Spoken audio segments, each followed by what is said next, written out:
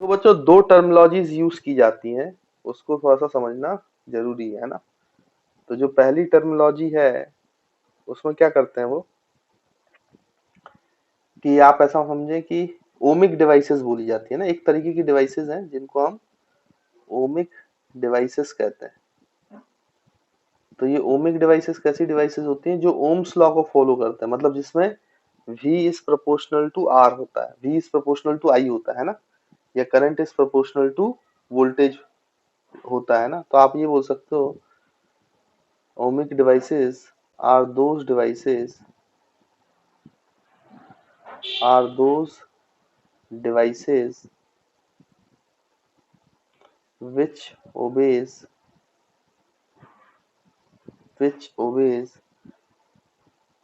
ohms law, जो ohms law को ओबे करता है ना। मतलब v is proportional to I और I is proportional to V, है ना, कुछ भी हम बोल सकते हैं। तो ऐसा ऐसी डिवाइसेस कौन सी होती हैं जो बच्चों आपके कंडक्टर्स होते हैं ना। तो कंडक्टर्स इस तरीके की चीजों को ही फॉलो करते हैं।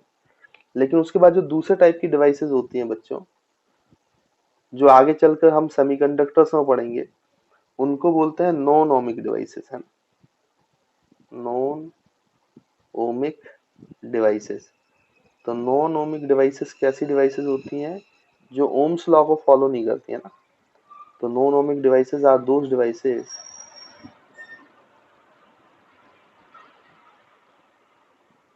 which does not which does not obey ohms law। तो ऐसी डिवाइसेस जो ओम्स लॉ को ओबे नहीं करती है ना। तो इसके लिए अगर मैं एग्जांपल की बात करूं तो जैसे आप आगे चलकर डायोड पढ़ेंगे, तो एग्जांपल के लिए डायोड या फिर ट्रांजिस्टर पढ़ेंगे बच्चों, ट्रांजिस्टर एटसेट्रा। ऐसी डिवाइसेस कैसी होती है, नॉन ओमिक डिवाइसेस। तो जैसे अगर आप डायोड की कैरेक्टरिस्टिक्स देखेंगे, आईवी कैरेक्टरिस्टिक्स, जब आगे चलकर आप सेमीकंडक्टर्स में पढ़ोगे, ये डायोड की आईवी कैरेक्टरिस्टिक्स है। तो ये कुछ ऐसा होगा, आप देखो ये स्ट्रेट लाइन नहीं होगा। कंडक्टर्स में तो V proportional to I resistance, तो ये स्ट्रेट लाइन बनता है आईवी कैरेक्टरिस्टिक। तो ऐसी डिवाइसेस ओमिक डिवाइसेस है। बट ये जो है ये ऐसी चीज नहीं है, मतलब V is proportional to I नहीं है, यहाँ पे कुछ और ही रूल चलेगा, है ना। तो बाद में देखेंगे तो ये नॉन लीनियर होता है आईवी कैरेक्टरिस्टिक्स। तो अगर आईवी कैरेक्टरिस्टिक्स नॉन लीनियर है और अगर आईवी कैरेक्टरिस्टिक्स लीनियर है तो फिर वो ओमिक डिवाइसेस है। और आईवी कैरेक्टरिस्टिक्स किसी डिवाइस का नॉन लीनियर है तो फिर बच्चों वो नॉन ओमिक डिवाइसेस कहलाते हैं, है ना। तो सिंपल सी डेफिनेशंस हैं जो आपको किताबों में लिखी रहती हैं, तो यहाँ पे मैंने लिखवा दिया ताकि कुछ भी अपना छूटे नहीं, है ना।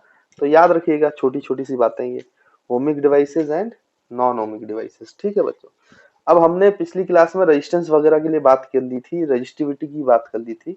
तो अब ये देखना है बच्चों हमें कि ऐसे कौन कौन से फैक्टर्स हैं जिस पर रेजिस्टेंस डिपेंड करता है, और कौन कौन से फैक्टर हैं जिस पर रजिस्टिविटी डिपेंड करती है ना। तो ये हम जल्दी से एक बार चेक कर लेते हैं, ठीक। तो अगर आप बेसिक फॉर्मूला आपको याद हो, जो मेन फॉर्मूला था रेजिस्टेंस का, तो यहाँ पे उसको लिख लेते हैं।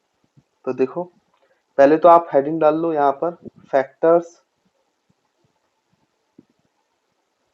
Factors on which factors on which resistance depends. तो ऐसे कौन कौन से फैक्टर्स हैं जिस पे resistance of conductor depends, conductor का रेजिस्टेंस डिपेंड करता है ना बच्चा, डिपेंड्स। तो वो सारे फैक्टर्स की लिस्ट बना लेते हैं यहाँ पर, है ना। तो अगर आपको याद हो तो मेन फॉर्मूला जो रेजिस्टेंस का आया था वो बच्चों इस तरीके से था, me mass of electron into L divided by N E square tau into A. आपको याद होगा ये फॉर्मूला, है ना बच्चों, ये रेजिस्टेंस का मेन फॉर्मूला। तो देखो एन क्या है, ये प्रॉपर्टी ऑफ मटेरियल है, मतलब नेचर ऑफ मटेरियल पे डिपेंड करता है। सबसे पहली बात तो रेजिस्टेंस जो है ये प्रोपोर्शनल टू लेंथ है, अगर सारी चीजें कांस्टेंट है। मतलब अगर सारी चीजों को कांस्टेंट रखते हुए आप लेंथ इंक्रीज करोगे तो बच्चों रेजिस्टेंस चेंज होगा, इसमें कोई शक वाली बात नहीं है ना। तो पहला जो फैक्टर है वो है लेंथ ऑफ द मटेरियल। तो हम बोल सकते हैं कि फर्स्ट फैक्टर जिसपे ये डिपेंड करता है, रेजिस्टेंस डिपेंड करता है, वो है लेंथ ऑफ द कंडक्टर और मटेरियल। तो यहां से हम बोल सकते हैं कि कैसे डिपेंड करता है, तो resistance is proportional to L. तो जैसे जैसे एल इंक्रीज करेगा रेजिस्टेंस भी बच्चों आपका इंक्रीज करेगा, है ना। ये बात हमें समझ में आती है। फिर उसके बाद दूसरा जो फैक्टर है किस पे डिपेंड करेगा, तो देखो बच्चों एरिया ऑफ क्रॉस सेक्शन। अगर सभी चीजों को कांस्टेंट रखोगे तो एरिया ऑफ क्रॉस सेक्शन से इनवर्सली प्रोपोर्शनल है। मतलब एरिया ऑफ क्रॉस सेक्शन अगर बढ़ेगा कंडक्टर का तो लेंथ भी रेजिस्टेंस घटेगा, और अगर ये कम होगा तो रेजिस्टेंस बढ़ेगा। तो एरिया ऑफ क्रॉस सेक्शन पे डिपेंड करता है, एरिया ऑफ क्रॉस सेक्शन। तो एरिया ऑफ क्रॉस सेक्शन पे कैसे डिपेंड करता है कि resistance is inversely proportional to area of cross section. यानी एरिया ऑफ क्रॉस सेक्शन ज्यादा तो रेजिस्टेंस कम, एरिया ऑफ क्रॉस सेक्शन कम तो रेजिस्टेंस ज्यादा, है ना बच्चों। उसके बाद अगर हम ध्यान से देखें तो थर्ड जो फैक्टर है एन टाउ, ये सब नेचर ऑफ मटेरियल्स है ना। तो मटेरियल टू मटेरियल ये चीज वेरी करेगी, तो उस पर भी डिपेंड करता है। तो हम बोल सकते हैं resistance depends, resistance depends on nature of material, nature of material या कंडक्टर जो बोलना चाहो आप। फोर्थ फैक्टर जिस पे रेजिस्टेंस डिपेंड करता है बच्चों, तो फोर्थ फैक्टर जो है, फोर्थ फैक्टर वो आप देखें कि ये टेम्परेचर पे भी डिपेंड करता है। देखो कैसे, यहाँ पे ये जो टाउ है तो मैंने आपको इसके बारे में बताया था, टेम्परेचर बढ़ने से रैंडम मोशन बढ़ेगा, रैंडम मोशन बढ़ने से बच्चों क्या होगा, इसको आप ऐसे भी लिख सकते हो रो एल बाई ए। तो रैंडम मोशन बढ़ने से जल्दी जल्दी कोलिजन होगा तो रिलैक्सेशन टाइम कम होगा तो रेजिस्टेंस बढ़ेगा, तो टेम्परेचर कम होगा तो रेजिस्टेंस बढ़ता है कंडक्टर का, है ना। तो आप ये बोल सकते हो कि resistance depends on, resistance fourth factor जो है, resistance depends on temperature of conductor, temperature of conductor, है ना बच्चों। तो ये बात भी आपको क्लियर होगा। और आप ऐसे ही बोल सकते हो कि कंडक्टर का रेजिस्टेंस टेम्परेचर बढ़ाने पे बढ़ता है। तो रेजिस्टेंस बढ़ रहा है मतलब टेम्परेचर बढ़ रहा है, या टेम्परेचर बढ़ रहा है मतलब रेजिस्टेंस बढ़ रहा है। अगर डिक्रीज हो रहा है तो डिक्रीज होगा, है ना। तो ये आपका क्या हो गया बच्चों, टेम्परेचर पे भी डिपेंड होता है। तो ये चार चीजें हैं जिसपे रेजिस्टेंस डिपेंड होता है। हालांकि एक और चीज है जो किताबों में लिखी नहीं रहती कि वो डिपेंड करता है, लेकिन रियलिटी में जब आप अच्छे से एनालिसिस करोगे तो आपको समझ में आएगा कि एक्चुअली में रेजिस्टेंस एक चीज पर और डिपेंड करता है। देखो मैं आपको बताता हूँ, ये फिफ्थ वाला पॉइंट आपको बुक में नहीं मिलता है ना, तो इसको ध्यान से सुन लीजिएगा, क्योंकि रियलिटी में ये भी है एक प्रॉपर्टी, है ना।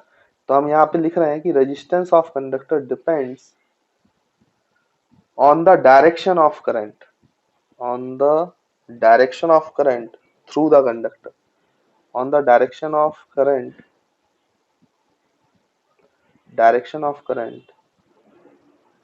through conductor। अब ये कैसे होता है, तो इसके लिए मैं आपको एक एग्जांपल बताता हूँ तो मेरी बात आपको समझ में आ जाएगी। ये डायरेक्शन ऑफ करंट का क्या रूल है ना बच्चों।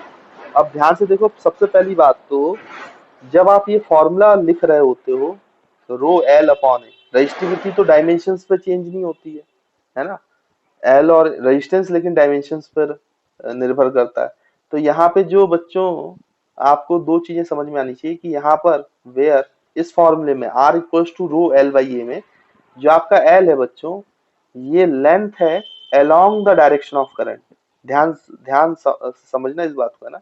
This is the length along the direction of current, है ना, along the direction of current, ये इंपॉर्टेंट चीज है। तो करंट की डायरेक्शन में जो लेंथ ऑफ कंडक्टर वो एल होता है, और वेयर ए जो और आपका ए है, it is area of cross section perpendicular to the direction of current, area of cross section perpendicular to the direction of current, है ना। तो ये दो बातें आपको याद रखनी है। तो जब आप ये फॉर्मूला लगाते हो रो एल बाई ए में, तो इसमें याद रखेंगे कि जो एल है वो लेंथ ऑफ द कंडक्टर है in the direction of current, और area is the area of cross section of conductor perpendicular to the direction of current. और देखो इस चीज को मैं यहाँ पे प्रूफ करता हूँ कि कैसे रेजिस्टेंस करंट की डायरेक्शन में अपोज करता है। अब जैसे मान लीजिए कि आपके पास एक ऐसी क्यूबॉइड है ना, तो इस तरीके से आपके पास एक क्यूबॉइड है, ऐसा मान लेते हैं हम। क्यूबॉइड तो अब सब लोग जानते ही हैं, उसमें तो कोई दिक्कत है नहीं। अब जैसे मान लो कि आपने पहले क्या किया कि इन दो फेसेस के अक्रॉस पोटेंशियल डिफरेंस लगाया, तो करंट का पाथ ऐसा होगा। अच्छा, ये जो लेंथ है क्यूबॉइड की ये ए मान लेते हैं, ये जो विड्थ है इसको बी मान लेते हैं, और जो ये डेप्थ है इसको सी मान लेते हैं, है ना। ऐसे हमने डायमेंशंस माने हुए हैं इस क्यूबॉइड के। और पहला पाथ ये है जो करंट का है, करंट ऐसे फ्लो कर रही है from left face to right face. तो देखो बच्चों, जब आप इसके लिए रेजिस्टेंस लिखेंगे पहले पाथ के लिए R1, तो R1 की वैल्यू क्या लिखेंगे, इसकी रेजिस्टिविटी रो है। तो रेजिस्टिविटी तो डायमेंशन पे डिपेंड नहीं करती, करंट ऐसे फ्लो हो, ऐसे फ्लो हो, ऐसे फ्लो हो, कैसे भी हो, रजिस्टिविटी तो फिक्स है, क्योंकि डायमेंशन चेंज होगा तो रजिस्टिविटी चेंज नहीं होगा, तो रजिस्टिविटी रो है। अब एल कौन सा लेना है, वो लेंथ लेनी है जो along the direction of current. तो लेफ्ट से राइट फेस की तरफ along the direction of current आपकी लेंथ ए है, तो बच्चों रो ए लेंगे लेंथ की जगह, डिवाइड बाई वो एरिया ऑफ क्रॉस सेक्शन जो perpendicular to direction of current है। तो देखो ये वाला है, ये पूरा फेस परपेंडिकुलर है, तो ये क्रॉस सेक्शन एरिया, तो ये बी इंटू सी है, बी इंटू सी। तो R1 कितना है बच्चों, rho A upon B by सी, तो ये रेजिस्टेंस है R1। ठीक, उसके बाद अगर मैं सेकंड पाथ की बात करूं, तो मान के चलो कि करंट ऐसे फ्लो हो रहा है भाई, ये टॉप वाले फेस से फिर नीचे वाले फेस पर, है ना। तो ये मान लो आपका सेकंड पाथ है करंट का, करंट की सेकंड डायरेक्शन है। अब आपने पोटेंशियल डिफरेंस बॉटम और टॉप फेस पे लगाया, तो करंट की डायरेक्शन ऊपर से नीचे की तरफ होगी। तो यहाँ पे जो रेजिस्टेंस लिखोगे R2, तो इसमें लिखोगे रो L। अब along the direction of current जो लेंथ है वो B है, A नहीं है, तो आप यहाँ पे L की जगह A लिखोगे, इसलिए मैंने इस फॉर्मूले को फिर से डिफाइन किया और ये पूरा लिखा है। और इसमें अगर आप ध्यान से देख रहे हो तो ये वो एरिया ऑफ क्रॉस सेक्शन जो परपेंडिकुलर है, मतलब A इंटू सी, ये वाला एरिया जो है ये क्या है, A इंटू सी। तो नीचे A, ये सॉरी B लिखना था, रो B along the direction of current length, और परपेंडिकुलर टू डायरेक्शन ऑफ जो एरिया है वो है AC। तो क्रॉस सेक्शन एरिया अब AC होगा। तो देखो R1 की वैल्यू अलग आई है, R2 की वैल्यू अलग आई है, तो करंट की डायरेक्शन चेंज होने से बच्चों आपका क्या चेंज हो रहा है, ध्यान से देखो आप, आपका क्या चेंज हो रहा है बच्चों, यहाँ पे रेजिस्टेंस। अच्छा, तीसरी डायरेक्शन देख लो, ये है, अब ये जो है डायरेक्शन है सी के अलोंग है, ये करंट की डायरेक्शन है, तो ये थर्ड पाथ है। तो इसमें जो रेजिस्टेंस होगा R3, अब जब आप वो लिखोगे तो रो लेंथ, लेंथ किसके अलोंग है बच्चों, ये करंट की डायरेक्शन। अब आपका बैक और फ्रंट फेस के अक्रॉस पोटेंशियल डिफरेंस है, तो C upon area of cross section, तो ये पूरा ए इंटू बी। तो देखो R3 भी बदल गया, यानी डायरेक्शन ऑफ करंट बदलती है तो रेजिस्टेंस भी बदलता है, यानी कि रेजिस्टेंस डायरेक्शन ऑफ करंट पे भी डिपेंड करता है कि कंडक्टर के थ्रू आपका करंट की डायरेक्शन कैसी है बच्चों, है ना। तो आई होप आपको ये सारे फैक्टर्स समझ में आए होंगे जिस पर रेजिस्टेंस डिपेंड करता है, किसी भी कंडक्टर का रेजिस्टेंस। तो देखो बच्चों, इसमें अब हम ये देखें, ये तो रेजिस्टेंस के बारे में चर्चा हुई। अगर मैं आपसे पूछूं रेजिस्टिविटी किन किन चीजों पर डिपेंड करता है, तो रेजिस्टिविटी के फॉर्मूले में M E upon N E square tau आता है, एल और ए नहीं आता है ना। तो रेजिस्टेंस, रेजिस्टिविटी जो है वो डायमेंशंस पे डिपेंड नहीं करती है, सिर्फ नेचर ऑफ मटेरियल पे डिपेंड करती है और टेम्परेचर पे डिपेंड करती है, और ना ही वो डायरेक्शन ऑफ करंट पे डिपेंड करती है। देखो यहाँ पे रेजिस्टिविटी करंट की डायरेक्शन से अलग नहीं हुई थी, उन सब में वैल्यू उसकी रो ही है ना। तो ये भी आप लिख लो, है ना, लिख लेते हैं तो हमें चीजें याद रहती हैं, इसलिए हमें ये छोटा पॉइंट भी लिख लेना चाहिए ना। तो ऐसे फैक्टर्स जिन पे रजिस्टिविटी डिपेंड करती है, तो तीन फैक्टर्स तो रेजिस्टेंस में जो है वो रजिस्टिविटी में नहीं मिलेंगे ना। तो जब हम ऐसा लिखेंगे कि फैक्टर्स ऑन विच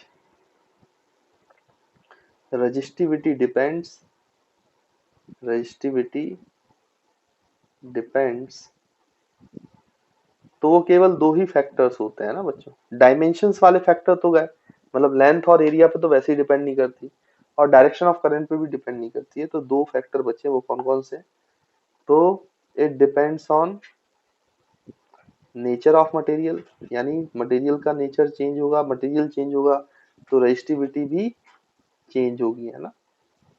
और दूसरा टेम्परेचर, टेम्परेचर वाला फैक्टर तो यहाँ पे भी रहेगा, मटेरियल।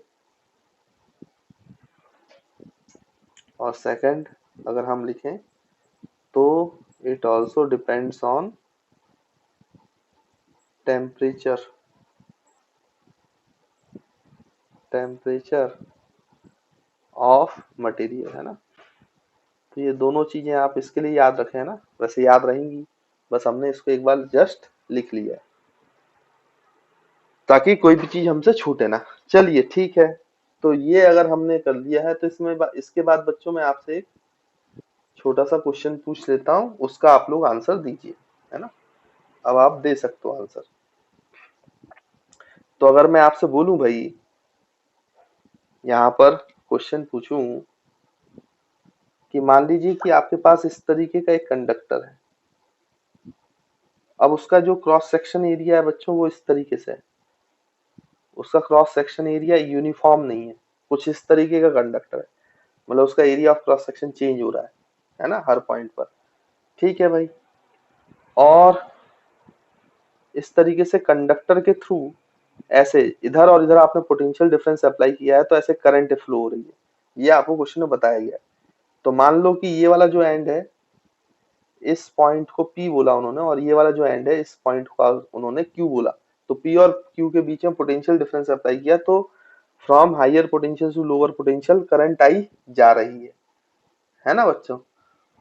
तो आपको मैं कुछ क्वांटिटीज बता रहा हूं, उनको आपको P और Q पॉइंट पर कंपेयर करना है कि ज्यादा है कि कम है कि बराबर है ना। सिंबल आपको लिखकर रखना है। तो मैं आपसे ये बोल रहा हूं कि compare the following quantities, compare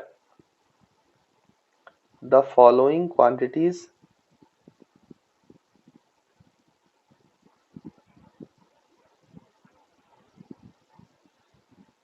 at P and Q। तो P and Q वाले पोर्शन पर आप कंपेयर करके बताओ भाई कि क्या क्या क्वांटिटीज होंगी। जैसे फर्स्ट आपको मैं पूछा जाए कि करंट के बारे में क्या कहना है, कि दोनों जगहों पर Q पर और P पे करंट सेम है कि कोई बड़ी है कि कोई छोटी है। सेकंड आपको बच्चों कंपेयर करना है ड्रिफ्ट वेलोसिटी को, ड्रिफ्ट वेलोसिटी को, है ना। फिर आपको थर्ड कंपेयर करना है करंट डेंसिटी को, करंट डेंसिटी को P एंड Q पर। चौथी क्वांटिटी जो आपको कंपेयर करनी है वो कंपेयर करनी है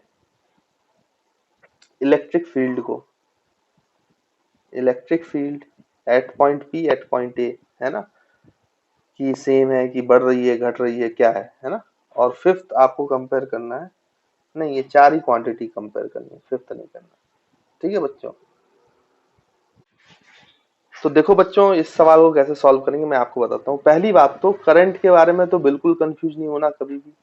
क्रॉस सेक्शन कैसा भी हो, जितनी करंट आएगी P से उतनी ही करंट Q से जाएगी, मतलब current at I must be equal to current at Q। क्योंकि ऑब्वियस सी बात है, आप ऐसा सोचो अगर ये पानी का पाइप होता तो आपको याद होगा कंटिन्यूटी इक्वेशन, है ना। तो जितना पानी आता था उतना ही पानी जाता था, तो पानी रुक नहीं सकता बीच में, वैसे ही चार्ज का फ्लो रुक नहीं सकता, जितना चार्ज आएगा उतना ही चार्ज जाएगा। अब यहाँ पे चार्ज की भले ही स्पीड चेंज हो जाए, बट जितना चार्ज एक एंड से कंडक्टर के एंड एंटर हुआ है उतना ही चार्ज जाना पड़ेगा, क्योंकि कंडक्टर बीच में चार्ज को डिस्ट्रॉय नहीं कर सकता, क्रिएट नहीं कर सकता। तो ये कंजर्वेशन ऑफ चार्ज से हम बोल सकते हैं कि दोनों एंड पर जो करंट है वो सेम होनी चाहिए। तो Ip must be equals to IQ। और हम ये कैसे बोल सकते हैं, due to conservation of charge, कि कोई भी चार्ज डिस्ट्रॉय हो नहीं सकता ना ही क्रिएट हो सकता है। तो आई होप आपको पहला कंपैरिजन तो समझ में आ गया होगा कि दोनों करंट जो है सेम है। अब हम बात करते हैं ड्रिफ्ट वेलोसिटी। तो बच्चों अगर आपको याद हो तो करंट का फॉर्मूला क्या था ड्रिफ्ट वेलोसिटी के टर्म्स में, NEVD/A, नेवा, याद होगा आपको। अब इसमें देखो N और E नंबर ऑफ जो इलेक्ट्रॉन है पर यूनिट वॉल्यूम और इलेक्ट्रॉनिक चार्ज, ये दोनों तो कांस्टेंट है, तो इसको तो भूल जाओ। और करंट जो दोनों पॉइंट पर है बच्चों, ये कांस्टेंट है। अब अगर करंट को कांस्टेंट रखना है तो यहाँ पे वी एरिया चेंज हो रहा है। देखो, अगर एरिया बढ़ेगा और इनका मल्टीप्लाई अगर कांस्टेंट रखना है तो ड्रिफ्ट वेलोसिटी को घटना चाहिए, और ड्रिफ्ट वेलोसिटी एरिया घटेगा तो ड्रिफ्ट वेलोसिटी को बढ़ना चाहिए।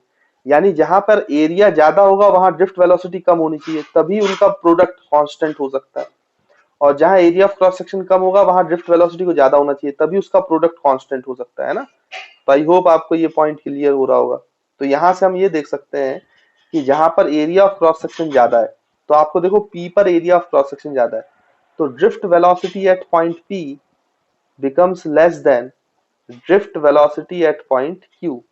क्योंकि एरिया ऑफ क्रॉस सेक्शन अगर कम है यहाँ, तो यहाँ पे ड्रिफ्ट वेलोसिटी ज्यादा है, और पी पर एरिया ऑफ क्रॉस सेक्शन ज्यादा है तो वहां ड्रिफ्ट वेलोसिटी बच्चों कम है ना। तो ये रिलेशन है, और ये आप लिख सकते हो, since area of cross section at P is greater than area of cross section at Q. तो अगर प्रोडक्ट को कांस्टेंट रखना है तो उसका ड्रिफ्ट वेलोसिटी को उल्टा होना पड़ेगा। तो जहां क्रॉस सेक्शन एरिया ज्यादा है वहां पे ड्रिफ्ट वेलोसिटी कम होनी चाहिए, और जहां ज्यादा है कम है वहां पे ज्यादा होनी चाहिए। तो आई होप आपको ये कंपैरिजन भी क्लियर है। फिर उसके बाद करंट डेंसिटी की बात करें तो करंट डेंसिटी में तो आई के फॉर्मूले में आप जानते हो, आई अपॉन ए, है ना, इसमें तो कोई दिक्कत है नहीं। तो जहां पर एरिया ऑफ क्रॉस सेक्शन ज्यादा, क्योंकि यहाँ पे इनवर्सली प्रोपोर्शनल है, करंट तो कांस्टेंट है दोनों पॉइंट्स पर, तो current density is inversely proportional to area. तो एरिया कहाँ ज्यादा है, पी पर, तो करंट डेंसिटी वहां कम होगी और क्यू पर ज्यादा होगी। तो इसका कंपैरिजन हो जाएगा, current density at point P is less than current density at point Q. तो बच्चों ये हो गया। फिर उसके बाद हम इलेक्ट्रिक फील्ड को कंपेयर करें तो इलेक्ट्रिक फील्ड के लिए आप microscopic form of Ohm's law पे आ जाओ, तो सिग्मा आई।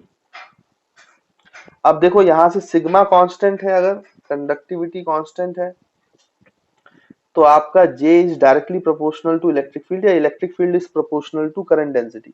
तो जहां करंट डेंसिटी ज्यादा है वहां इलेक्ट्रिक फील्ड ज्यादा रही होगी, और जहां इलेक्ट्रिक फील्ड ज्यादा है वहां पे करंट डेंसिटी ज्यादा रहेगी, और कम है तो कम रही होगी। तो करंट डेंसिटी देखो बच्चों कहाँ कम है, पी पर, तो पी पर इलेक्ट्रिक फील्ड भी कम होगी, और ज्यादा करंट डेंसिटी है क्यू पर, तो क्यू पर इलेक्ट्रिक फील्ड भी ज्यादा रही होगी, है ना। तो आई होप आपको समझ में आया होगा कि हमने किस तरीके से इनको कंपेयर किया। तो ये पॉइंट आप लोग याद रखिएगा, है ना।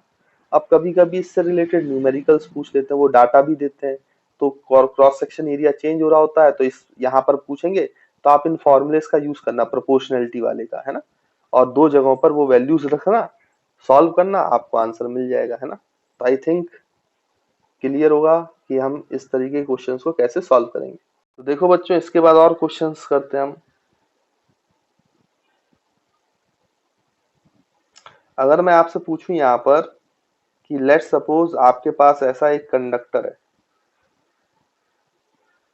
इस कंडक्टर की लेंथ a थी बच्चों और एरिया a था। फिर इस कंडक्टर को आपने स्ट्रेच कर दिया, स्ट्रेच्ड, और इसका रेजिस्टेंस आर नॉट रहा होगा, ओरिजिनल रेजिस्टेंस, रेजिस्टिविटी रो है ना। फिर इस कंडक्टर को आपने स्ट्रेच किया, स्ट्रेच, और स्ट्रेच किया तो इस कंडक्टर की आपने लेंथ चेंज कर दी, तो इसकी लेंथ L से बच्चों 2L कर दी, तो इसका रेजिस्टेंस भी चेंज होगा। तो जो इसका न्यू रेजिस्टेंस है R, ये आपको निकालना है। मतलब आपके पास एक कंडक्टर था, L लेंथ का, एरिया ऑफ क्रॉस सेक्शन ये था, उसको आपने स्ट्रेच किया, उसकी लेंथ को 2L कर दिया, तो अब उसका जो नया रेजिस्टेंस है कंडक्टर का वो आप बताइए कितना होगा। तो देखो बच्चों, अब इसको सॉल्व करते हैं, तो सॉल्व करने पर क्या आंसर आएगा वो देखते हैं।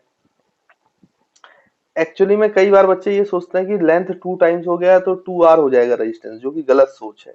पहले मैं आपको ये बता दूं, क्योंकि जब आपने लेंथ को इंक्रीज किया तो एरिया ऑफ क्रॉस सेक्शन भी घट जाएगा। आप खुद सोचो, एक वायर को स्ट्रेच किया है तो इसमें ये कहीं नहीं लिखा है कि एरिया ऑफ क्रॉस सेक्शन को कांस्टेंट रखते हुए किया है। Area of cross section automatically change हो जाएगा, मतलब इसका एरिया ऑफ क्रॉस सेक्शन ए नहीं है, ए डैश हो गया। तो जब एरिया ऑफ क्रॉस सेक्शन में चेंज आया है तो ऑब्वियस सी बात है कि 2 टाइम्स तो रेजिस्टेंस नहीं होगा, एरिया वही कंसीडर करना पड़ेगा, है ना। हाँ, हालांकि मटेरियल सेम है तो रजिस्टिविटी चेंज नहीं हुई है, रजिस्टिविटी अभी भी रो है। और एक चीज और चेंज नहीं हो रही है। देखो, पहले तो अगर हमें आर नॉट लिखना है तो आर नॉट तो हम लिख सकते हैं रो एल बाई ए, इसमें तो कोई दिक्कत है नहीं। अब हम आर जब लिखेंगे तो हमें ए डैश नहीं पता ना, लेंथ तो पता चल गया 2l है, लेकिन ए डैश ए के टर्म्स में आना चाहिए, तभी तो आर नॉट के टर्म्स में लिखेंगे हम। तो बेसिकली होगा क्या कि जब आप इसको स्ट्रेच करोगे तो एक चीज है जो चेंज नहीं होगी। अगर इसका इनिशियल वॉल्यूम वी नॉट था तो इसका फाइनल वॉल्यूम वी है, मतलब दोनों का वॉल्यूम रिमेन सेम ना। आपने स्ट्रेच किया है, वॉल्यूम थोड़ा ना चेंज हुआ है, एरिया चेंज हुआ, लेंथ चेंज हुआ, बट वॉल्यूम चेंज नहीं हुआ होगा। तो इन सवालों में हमेशा इस बात पे ध्यान देना चाहिए, आपको वॉल्यूम के बारे में सोचना चाहिए। तो जो इनिशियल वॉल्यूम था वी नॉट वही फाइनल वॉल्यूम वी है, वो चेंज नहीं हुआ है। तो इनिशियल वॉल्यूम को क्या लिख सकते हो, लेंथ इंटू एरिया, और फाइनल वॉल्यूम को यहाँ से ए डैश मिल जाएगा बच्चों इंटू 2l। तो यहाँ से l और l कैंसिल हो जाएगा, तो ए डैश की वैल्यू जो है वो हो जाती है a बाई 2। तो ये आपके ओरिजिनल एरिया के टर्म्स में ए डैश मिल गया। अब आप फॉर्मूला लगाओ, new resistance of the wire R is equals to rho L की जगह 2l अपॉन ए डैश। तो ए डैश की जगह बच्चों यहाँ पर a बाई 2 हो जाएगा, तो ये 2 ऊपर चला जाएगा तो 2 इंटू 2 4 हो जाएगा, और यहाँ पे ये रो एल बाई ए हो जाएगा। अच्छा, ये रो एल बाई ए जो है ये तो बच्चों आर नॉट के बराबर है, तो जो न्यू रेजिस्टेंस है वो 4 टाइम्स आर नॉट हो जाएगा। अच्छा, इसमें आप इसको जनरलाइज भी कर सकते हो। अगर मैं इसको जनरलाइज करूं, जनरलाइज, तो जब भी ये स्ट्रेचिंग वाले क्वेश्चन आते हैं, जनरलाइज अगर हम करें तो जब भी ये वाले क्वेश्चन आते हैं तो आप ऐसा सोचो कि किसी भी वायर को एल लेंथ और ए एरिया ऑफ क्रॉस सेक्शन को आप स्ट्रेच करते हो, तो स्ट्रेच करके उसकी जो लेंथ है वो n टाइम्स एल कर दें, तो जो रेजिस्टेंस होगा, अगर इनिशियल रेजिस्टेंस आर नॉट है तो वो कितने टाइम्स होगा। आप सोचो अगर ये n होता तो यहाँ पे ये a बाई 2 की जगह a बाई n होता, और यहाँ पे n l होता, तो n into n, n square होता। तो आप इसी मेथड को फॉलो करोगे तो न्यू रेजिस्टेंस जो होगा वो n square times R naught आ जाएगा, अगर आपने उसको n टाइम्स स्ट्रेच किया है। तो अगर सोचो कि अगर आपको ये चीज पता है तो आप डायरेक्टली आंसर बोल सकते थे कि हमने 2l 2 टाइम्स है, l की वैल्यू n की वैल्यू 2 है, तो कितने टाइम्स इंक्रीज होगा रेजिस्टेंस, 2 के स्क्वायर के टाइम्स, मतलब 4 टाइम्स। देखो डायरेक्ट आंसर आ गया। अगर मैं 3l बोलता तो 3 का स्क्वायर 9 टाइम्स इंक्रीज हो जाता। अगर मैं बोलता 1.1, मतलब आपसे ये बोलता कि अगर रेजिस्टेंस जो है, लेंथ जो है वो 10% इंक्रीज किया गया स्ट्रेच करके, तो पहले l था 10% मतलब 0.1, तो 1.1 l हो जाता, तो 1.1 का स्क्वायर तो 1.2 टाइम्स इंक्रीज हो जाता है ना। तो ये फॉर्मूला अगर आप याद रखोगे तो ज्यादा आसानी से, लेकिन ये तभी लगता है जब उसको स्ट्रेच किया जाए, तो आप लेंथ चेंज कर रहे हो बट उसका एरिया ऑफ क्रॉस सेक्शन भी चेंज हो रहा हो ना, तो ये फॉर्मूला आप अप्लाई कर सकते हो। स्ट्रेचिंग वाले सवालों में ये कॉन्सेप्ट आप अप्लाई कर सकते हो ना। तो आई होप आपको ये बात समझ में आई होगी बच्चों, और क्वेश्चन अब आप इस टाइप के कर पाओगे। तो देखो बच्चों, आपको ये क्वेश्चन अब पूछा गया है, इसमें ये कहा गया है कि एक रॉड है जिसकी लेंथ l है, area of cross section a है, और रेजिस्टिविटी रो है ना। और इस रॉड का इनिशियल रेजिस्टेंस जो है वो आर नॉट है, तो आर नॉट की वैल्यू आप लिख सकते हो रो एल बाई ए, इसमें कोई दिक्कत है नहीं। फिर उन्होंने बोला कि एक पोर्शन इस रॉड का जो एक्स लेंथ का पोर्शन है उसको स्ट्रेच किया गया, ये शीडेड रीजन को, पूरी रॉड को स्ट्रेच नहीं किया है, इसको ठोका गया है, पीटा गया है, और इसको लंबा किया गया है, स्ट्रेच किया गया है ना, ये एक्स वाले पोर्शन का केवल। और बाकी बची हुई लेंथ जो है वो एल माइनस एक्स है, टोटल लेंथ एल है और ये एक्स पोर्शन को स्ट्रेच कर रहे हैं, तो जिसको स्ट्रेच नहीं किया गया वो पोर्शन हो गया एल माइनस एक्स। तो देखो ये एल माइनस एक्स की लेंथ वाली रॉड तो वैसी रही, और क्योंकि इसको स्ट्रेच किया गया तो इसको मैंने शेडेड रीजन से बनाया। अब ये स्ट्रेच करके जो टोटल लेंथ है, जो पहले एल थी, अब वो टोटल लेंथ 1.5 एल हो गई है, इस शेडेड रीजन को जब स्ट्रेच किया गया। और ये बोला गया कि जो इस रॉड का नया रेजिस्टेंस बन गया है, वो नया रेजिस्टेंस एक्चुअली में आपका 3 आर नॉट के बराबर है, ओरिजिनल आर नॉट था। तो आपको ये बताना था, ये बताना है कि इसमें एक्स की क्या वैल्यू रही होगी, एक्स की वैल्यू क्या रही होगी, ताकि उसको अगर हम ठोके पीटे तो 1.5 एल की लेंथ हो जाए, रेजिस्टेंस 3 आर नॉट हो जाए, तो एक्स की क्या वैल्यू होनी चाहिए, है ना। तो चलिए अब इसका सॉल्व करते हैं, सॉल्यूशन करते हैं। पहली बात तो आपको ये समझ में आनी चाहिए कि जो पोर्शन हम स्ट्रेच कर रहे हैं उस पोर्शन का वॉल्यूम चेंज नहीं होगा। तो अगर शेडेड रीजन का वॉल्यूम इनिशियल वी नॉट था, तो यहाँ पे शेडेड रीजन का वॉल्यूम वी है, तो ये चेंज नहीं हुआ होगा। इसमें area of cross section change हो गया ए डैश, अच्छा, इस चीज की लेंथ कितनी है? लेंथ तो आप बता सकते हो ना भाई, कि लेंथ कितनी है भाई। तो देखो, आप यहाँ पे लिख सकते हो इस पूरे उसका लेंथ जो है, अगर ये पूरी देखो 1.5 एल है बच्चों, और ये एल माइनस एक्स है, तो 1.5 एल में से एल माइनस एक्स को माइनस कर दो, तो ये लेंथ मिल जाएगी आपको, है ना। समझ में आ रहा होगा, ये तो सिंपल चीज है। तो ये जो लेंथ है, ये 1.5 L minus L minus X हो गया। अच्छा, इसको सॉल्व करोगे अगर तो 1.5 एल माइनस एल, तो ये 0.5 एल आ जाएगा, और माइनस माइनस प्लस एक्स, तो ये जो लेंथ बची वो आ गई आपकी 0.5 एल इंटू प्लस एक्स, है ना बच्चों। तो यहाँ पर आप क्या कर सकते हो कि वॉल्यूम को अगर इक्वेट कर दो, जो स्ट्रेच वाला पार्ट है शेडेड रीजन वाला, तो V naught is equals to V, तो ये इंप्लाई कर रहा है कि वी नॉट की वैल्यू क्या हो जाएगी बच्चों, A into X, area of cross section into length shaded region वाला, इज इक्वल्स टू, इसमें शेडेड रीजन की लेंथ जो है एरिया ए डैश हो जाएगा, और शेडेड रीजन की लेंथ जो है वो 0.5 एल प्लस एक्स हो जाएगी। तो ये यहाँ पे बच्चों आप डिवाइड कर दो, तो ए डैश की वैल्यू आएगी आपके पास कितनी, A into X by 0.5 L plus X, है ना। तो ये आपका सॉल्व हो गया, तो ए डैश की वैल्यू मिल गई। अब मान लो जो इतने पार्ट का है, जो जिसमें कोई चेंज नहीं है, इस रेजिस्टेंस को मान लो बच्चों ये R1 है, और ये जो शेडेड रीजन है इसका रेजिस्टेंस लेट सपोज आपका R2 हो जाए। तो अगर आप देखो तो ये टोटल रेजिस्टेंस 3R0 है, बट ये टोटल रेजिस्टेंस इन दोनों रेजिस्टेंस का सम होगा, सीरीज। अब आपको सीरीज वाला फॉर्मूला 11th 10th क्लास में पता होगा कि ये दोनों का जो इक्विवेलेंट रेजिस्टेंस है वो 3R0 है, और इसका इक्विवेलेंट होगा R1 प्लस R2, है ना बच्चों। आई होप आपको ये कम से कम आता होगा। तो R1 प्लस R2 करो तो वो किसके बराबर हो जाएगा, 3R0 के। तो हम यहाँ पे लिख सकते हैं जो हमारी मेन इक्वेशन बनेगी, R1 plus R2 is equals to 3R0, है ना बच्चों। अब यहाँ पे सारी वैल्यूज पुट करो आप, R1 की वैल्यू, तो R1 के लिए रजिस्टिविटी तो सबके लिए सेम है, रो, तो ये हो जाएगा रो इंटू एल, इसकी लेंथ जो है वो एल माइनस एक्स हो गई, और डिवाइड बाई इसका area of cross section A ही है बच्चों, है ना। इसका तो, क्योंकि इसको तो बीट नहीं किया गया ना, तो इसका तो कोई दिक्कत है ही नहीं।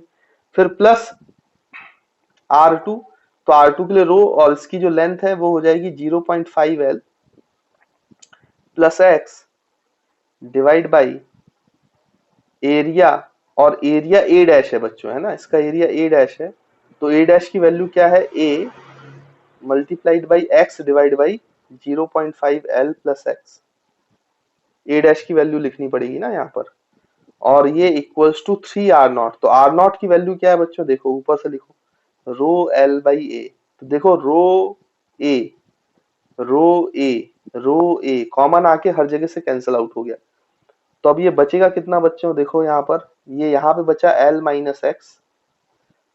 अच्छा, आप एलसीएम लेंगे तो यहाँ पे एक्स का मल्टीप्लाई हो जाएगा, नीचे एलसीएम लोगे ना, ये तो ऊपर चला जाएगा, तो एलसीएम में डायरेक्ट लेके लिख रहा हूँ, प्लस ये ऊपर चला जाएगा तो ये 0.5 एल प्लस एक्स का होल स्क्वायर आएगा, फिर इक्वल्स टू, यहाँ पे ये जो x का एलसीएम लिया है ये पूरे एलसीएम में आएगा, लेकिन उधर मल्टीप्लाई होगा, तो ये 3x हो जाएगा। जब आप इसका ब्रैकेट ओपन करोगे, फिर इसको आप सॉल्व करोगे, तो आपको एक क्वाड्रेटिक इक्वेशन बनेगी, फिर वो फॉर्मूला लगा लेना क्वाड्रेटिक इक्वेशन वाला, minus B plus minus root over B square minus 4ac वाला, है ना बच्चों। ऐसा करके देख लेना, अगर क्वाड्रेटिक बने तो इस पूरी इक्वेशन को जब अगर आप सॉल्व करोगे, तो ये पूरी इक्वेशन सॉल्व करने के बाद x की जो वैल्यू है वो बच्चों l/4 आती है। अगर एक्स स्क्वायर कैंसिल आउट हो जाएगा तो क्वाड्रेटिक नहीं बनेगा, और क्वाड्रेटिक बना तो आप सॉल्व करना, तो उसकी एक पॉजिटिव नेगेटिव वैल्यू आएगी, तो पॉजिटिव वैल्यू आपका आंसर होगा। और अगर ये कैंसिल आउट हो जाता है जैसा कि मुझे दिख रहा है यहाँ पर, तो फिर x की वैल्यू डायरेक्ट आ जाएगी, तो x की वैल्यू l/4 आता है ना बच्चों, तो l/4 इज अवर आंसर। तो आई होप आपको समझ में आया होगा कि इस टाइप के क्वेश्चन को कैसे किया जाता है। तो हमेशा भी कैसा भी क्वेश्चन आए, स्ट्रेच वाला जो पोर्शन होता है जिसको स्ट्रेच कर रहे हैं, उनके वॉल्यूम को इक्वेट करना होता है, और फिर सिंपली आपको बेसिक जो आपको आते हैं उन पे स्टिक होके उस पूरे डाटा को सॉल्व करना होता है ना। तो आई होप बच्चों आपको क्लियर होगा। देखिए स्टूडेंट्स, ये क्वेश्चन पूछा गया आपसे, बोला गया है कि masses of 3 wires of some metal are in the ratio of 1:2:3 and their lengths are in the ratio of 3:2:1. The electrical resistance are in the ratio. तो आपको बताना इन तीनों वायर के रेजिस्टेंस का रेशियो क्या होगा, है ना। अब देखो यहाँ पे थोड़ी समस्या ये खड़ा करता है कि मासेस के फॉर्म में आ गया, और जो हमारे पास रेजिस्टेंस का फॉर्मूला है, तो वो तो बच्चों रेजिस्टेंस का रेजिस्टिविटी के अकॉर्डिंग है, अपॉन ए। तो हमें किसी भी तरीके से इस रेजिस्टेंस के फॉर्मूले में मास लाना पड़ेगा, क्योंकि रेशियो मासेस का दिया हुआ है। तो हम क्या करें कि अगर हम वॉल्यूम ले लें तो डेंसिटी तो सेम होगा कि सेम मेटल है, तो वॉल्यूम से हम डेंसिटी और मास को रिलेट कर सकते हैं। तो वॉल्यूम कैसे आएगा, तो एरिया दिया हुआ है नीचे क्रॉस सेक्शन, अगर यहाँ नीचे एल आ जाए तो ये वॉल्यूम बन जाए, एरिया इंटू लेंथ। तो अगर नीचे आप लेंथ से मल्टीप्लाई कर रहे हो तो न्यूमरेटर में भी लेंथ से मल्टीप्लाई करना पड़ेगा, तभी इक्वेशन में कोई चेंज नहीं आएगा। तो सेम चीज का मल्टीप्लाई सेम चीज का डिवाइड करना होगा। लेकिन इससे फायदा ये होगा कि अब रेजिस्टेंस का जो फॉर्मूला है वो rho L square upon area into length volume हो जाएगा, और हम जानते हैं कि density is equals to mass upon volume. तो वॉल्यूम को आप क्या लिख सकते हो बच्चों, यहाँ से मास अपॉन डेंसिटी, है ना। तो वॉल्यूम की जगह आप मास अपॉन डेंसिटी आ जाए, ताकि हमें मासेस का रेशियो मिल पाए। तो यहाँ पे लिखेंगे तो रेजिस्टेंस का formula in terms of mass क्या हो जाएगा, volume equals to mass upon density. तो डेंसिटी ऊपर चला जाएगा, तो resistivity into density into L square divide by mass M, है ना बच्चों। तो ये हमारे पास बन गया। अब हमें रेशियो चाहिए, तो हम क्या करेंगे, R1:R2:R3 का रेशियो लेंगे तीनों रेजिस्टेंस का। तो R1 के लिए डेंसिटी और रेजिस्टिविटी वो दोनों तो सेम होंगे, बस लेंथ L1 का स्क्वायर हो जाएगा और मास M1 हो जाएगा, है ना, इस टू। अब देखो बच्चों R2 के लिए हम लिखेंगे डेंसिटी और रो ये तो सेम है, L2 हो जाएगा डिवाइड बाई यहाँ पर M2 हो जाएगा, है ना, मास।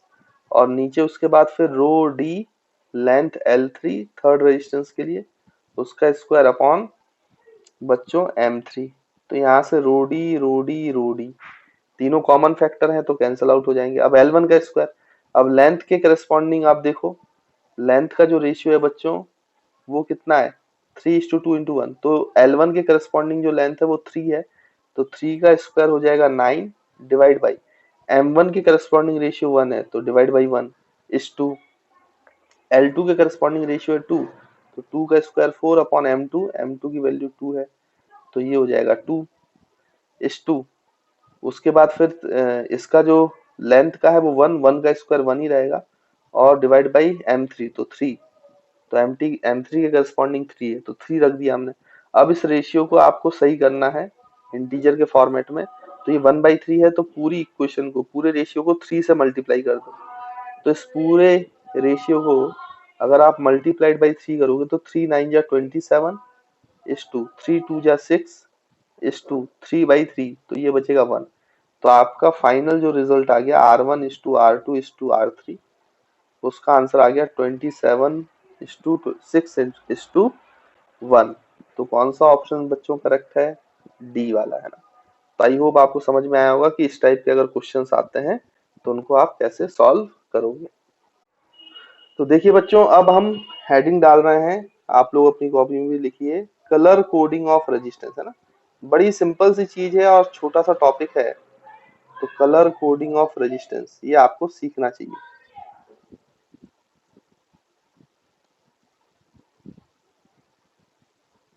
तो कलर कोडिंग ऑफ रेजिस्टेंस क्या होता है उसको हम समझाते हैं। देखो, अब इसमें दो तरीके के सिस्टम होते हैं, लेकिन कलर कोडिंग के सवालों को सॉल्व करने के लिए आपको कुछ चीजें रटनी पड़ेंगी। सबसे पहली बात तो आपको ये रटना पड़ेगा कि मतलब एक सीक्वेंस रटना पड़ेगा जिसमें अलग अलग कलर्स पर नंबर्स अलग अलग होते हैं, है ना। तो पहले तो मैं आपको वो बताता हूँ स्टेटमेंट क्या रटना है आपको, है ना। तो एक स्टेटमेंट है, इसको रटना पड़ेगा आपको कलर कोडिंग के सवाल सॉल्व करने के लिए। बीबी रॉय, यहाँ पे देखना मैं कैपिटल में लिखते जा रहा हूँ, है ना। वो कैपिटल एक कलर को रिप्रेजेंट करेगा, फिर मैं बताता हूँ कौन सा जो कैपिटल सिंबल है वो कौन से कलर को रिप्रेजेंट करता है। पहले स्टेटमेंट याद रखो, नहीं तो फिर ये कलर कोडिंग के सवाल नहीं बनते, और अगर ये आ जाए तो ये बहुत आसान होते हैं ना, इनको छोड़ना नहीं है। बीबी Roy of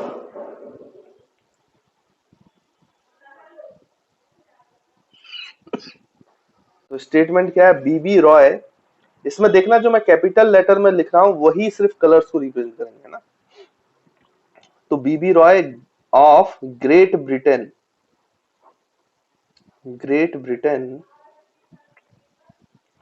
had had very good wife। तो ये एक स्टेटमेंट है, इसको आपको याद रखना पड़ेगा। अब मैं यहाँ पे बताता हूँ कि कौन सा कलर क्या रिप्रेजेंट करता है, कौन सा नंबर रिप्रेजेंट करता है। तो आप यहाँ पे एक चार्ट बनाए बच्चों। तो सबसे पहले कॉलम में हम कलर बनाएंगे, कलर लिखेंगे, है ना। ये सीरियल नंबर हो गया आपका, ये कलर हो गया, ठीक। उसके बाद यहाँ पर जो आपको लिखना है वो है सिग्निफिकेंट, फर्स्ट सिग्निफिकेंट फिगर, है ना। तो फर्स्ट सिग्निफिकेंट फिगर, फिर यहाँ पे आपको लिखना है सेकंड सिग्निफिकेंट फिगर, थर्ड, फिर नेक्स्ट कॉलम में आएगा आपका मल्टीप्लायर, मल्टीप्लायर, है ना। और फिर ये आपको यहाँ पर इतने कॉलम बनाने हैं। तो हम यहाँ पे बना लेते हैं भाई, एक इस तरीके से,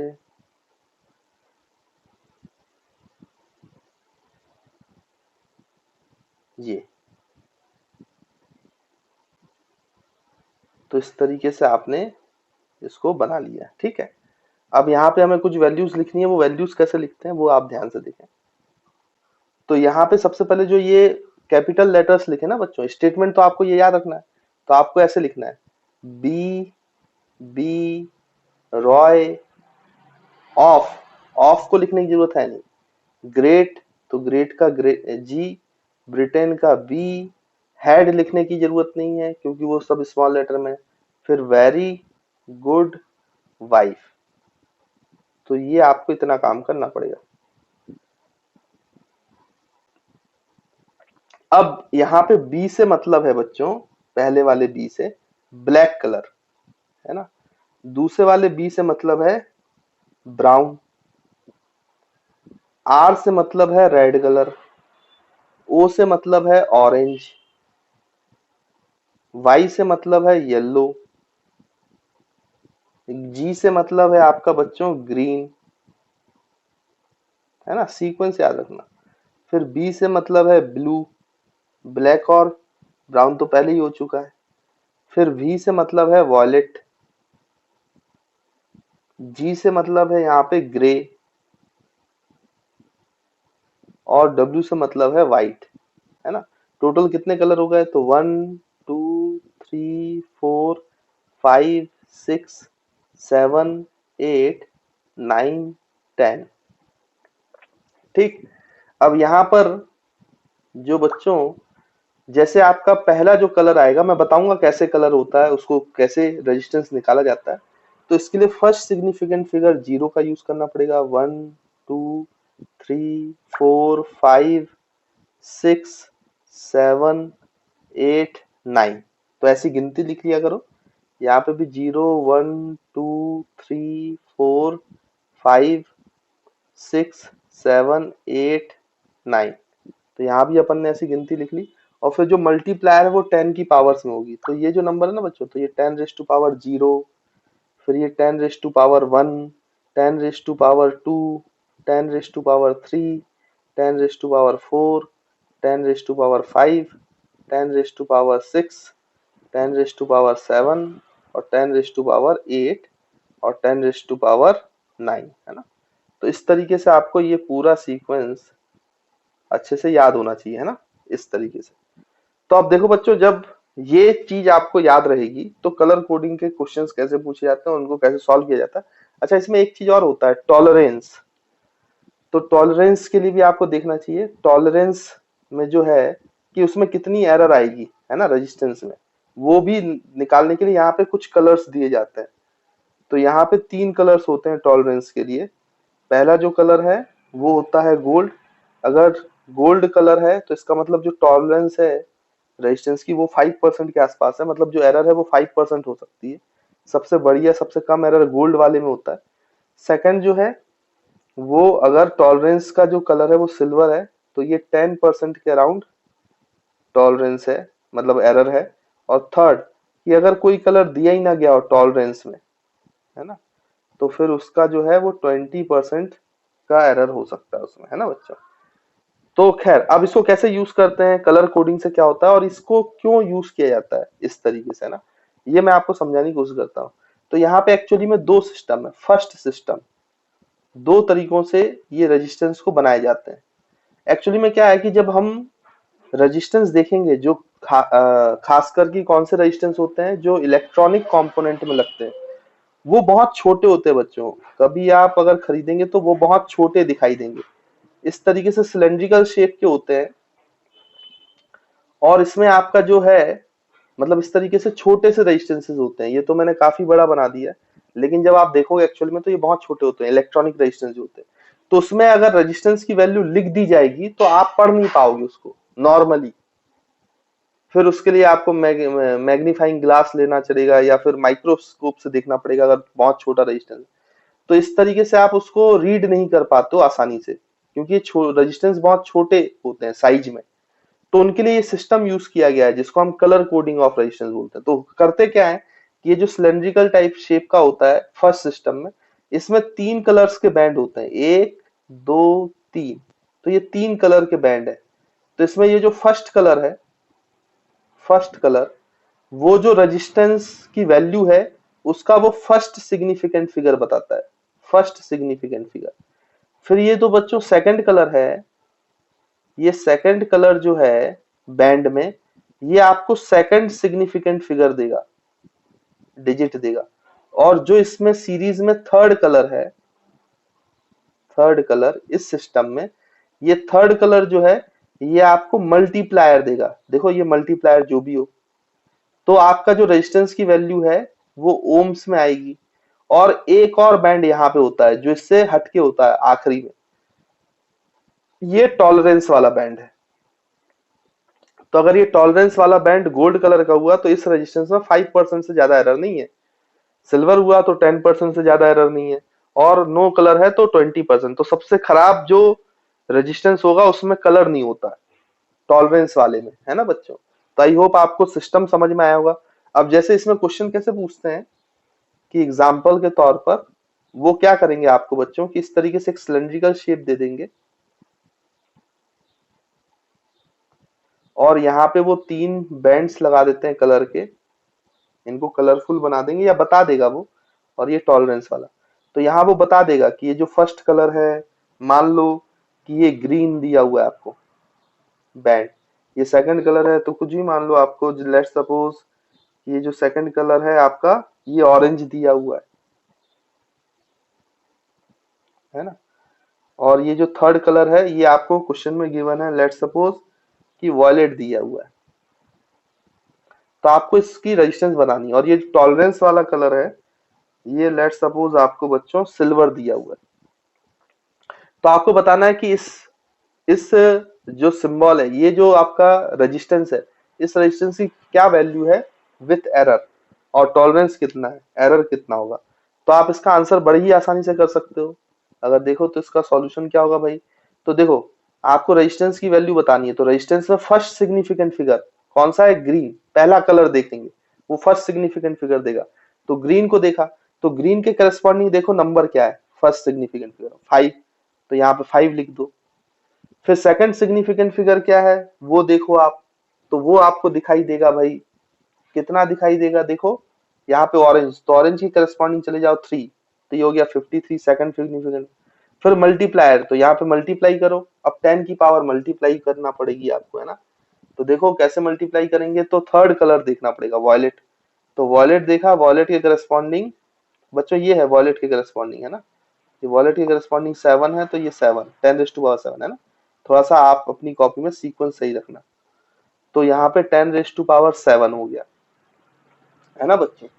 तो ये इतने ओम हो गया, ये आंसर आपका ओम में आएगा। तो देखो आपने बता दिया। और प्लस माइनस कितना टॉलरेंस है, तो सिल्वर कलर है, सिल्वर के लिए हमने बोला 10%, तो इसमें 10% की एरर हो सकती है, प्लस माइनस 10%। तो this is the reading of colour coding of resistance. तो ये आपका आंसर होता है। तो देखो बहुत सिंपल क्वेश्चन है, अगर आप ढंग से देखेंगे तो कुछ भी नहीं है इन क्वेश्चंस में, बहुत आसानी से आप क्वेश्चंस कर सकते हो, है ना। तो ये बात का आप ध्यान रखना, है ना। तो आई होप समझ में आ गया होगा आपको कि हम कैसे रेजिस्टेंस जो है कलर कोडिंग से रेजिस्टेंस बताते हैं ना। तो एक और सिस्टम है, वो हालांकि बहुत फ्रिक्वेंटली नहीं पूछा जाता, इसी से क्वेश्चन आते हैं, लेकिन समझ लो, अगर आपसे कभी पूछ लिया जाए तो आपको आना चाहिए। तो जो सेकंड सिस्टम है बच्चों आपका, उसमें क्या होता है कि जो रेजिस्टेंस होता है ऐसे पूरा रेक्टेंगल शेप में होगा। तो इसमें क्या है कि इस पूरी बॉडी पे कलर होता है एक, और इसके एंड्स पे एक कलर होगा, इस तरीके से, इस तरीके से, है ना। और इसमें एक यहाँ पे बीच में कहीं डॉट लगा होता है, तो उस डॉट का एक कलर होता है, और फिर उसके ऊपर ऐसी रिंग होती है, तो इस रिंग का एक कलर होता है ना। तो ये जो बॉडी है बच्चों, ये बॉडी, तो जो बॉडी का कलर होगा वो आपका रिप्रेजेंट करता है फर्स्ट सिग्निफिकेंट फिगर। याद रखेंगे, बॉडी का कलर पहले आएगा, फर्स्ट सिग्निफिकेंट फिगर। फिर आपका जो दूसरा है, दूसरी चीज है जो सेकंड सिग्निफिकेंट फिगर की तरह काम करेगा, वो है बच्चों एंड। मतलब ये जो एंड है, ये दोनों एंड एक जैसे कलर से होंगे, तो ये एंड जो है बच्चों, ये आपको सेकंड सिग्निफिकेंट फिगर देगा। फिर ये जो डॉट है, तो इस डॉट का कलर आप देखोगे, तो ये डॉट का कलर आपको मल्टीप्लायर देगा, मल्टीप्लायर। और ये जो बच्चों रिंग है, तो रिंग का कलर जो है वो आपको टॉलरेंस देगा। तो इस सिस्टम में भी आपसे क्वेश्चन किया जा सकता है, ठीक है। जैसे कि मान लीजिए कि यहाँ पे अगर मैं एक एग्जांपल लूं इसको समझाने के लिए, है ना, तो यहाँ से एक एग्जांपल ले लेते हैं हम। तो एक सवाल में मान लो आपसे बोला गया है कि जो आपका बच्चों बॉडी है रेजिस्टेंस का, वो बॉडी जो है, मतलब एक रेजिस्टेंस दिया हुआ है, उसका बॉडी का कलर येलो है बच्चों, और जो एंड है उसका कलर, वायलेट है, और जो आपका डॉट है, तो डॉट का कलर जो है बच्चों वो ऑरेंज है, और रिंग जो है, तो आपको बोला गया कि जो रिंग का कलर है वो सिल्वर है ना। तो अगर ऐसा दिया हुआ है आपको, तो आपको बोला गया कि रेजिस्टेंस क्या है, तो हम रेजिस्टेंस की वैल्यू बता सकते हैं भाई। तो फिर से रेजिस्टेंस, तो पहला कलर बॉडी का येलो, वो फर्स्ट सिग्निफिकेंट फिगर है, तो येलो देख लो, येलो के सामने 4 है। फिर सेकंड कलर एंड का देखना है, वॉलेट, तो वॉलेट के सामने बच्चों 7 है, तो 47 second significant figure, multiplied by, multiplier क्या हो जाएगा बच्चों यहाँ पे, ऑरेंज डॉट का कलर, तो ऑरेंज की करस्पॉन्डिंग आपका 10⁻³ तो ये ओम में आ जाएगा, मतलब 47 किलो ओम है इस रेजिस्टेंस का, जिसमें ये अरेंजमेंट होगा। और प्लस माइनस 10%, सिल्वर है तो 10%, गोल्ड है तो 5%, और अगर कोई कलर ही ना हो तो फिर बच्चों आपका 20%। तो आई होप आपको ये दोनों सिस्टम समझ में आ गए होंगे। इन दोनों सिस्टम में किसी भी सिस्टम में सवाल आए, कलर कोडिंग का सवाल करना है, छोड़ के नहीं आना, क्योंकि ये सबसे सिंपल क्वेश्चंस होते हैं।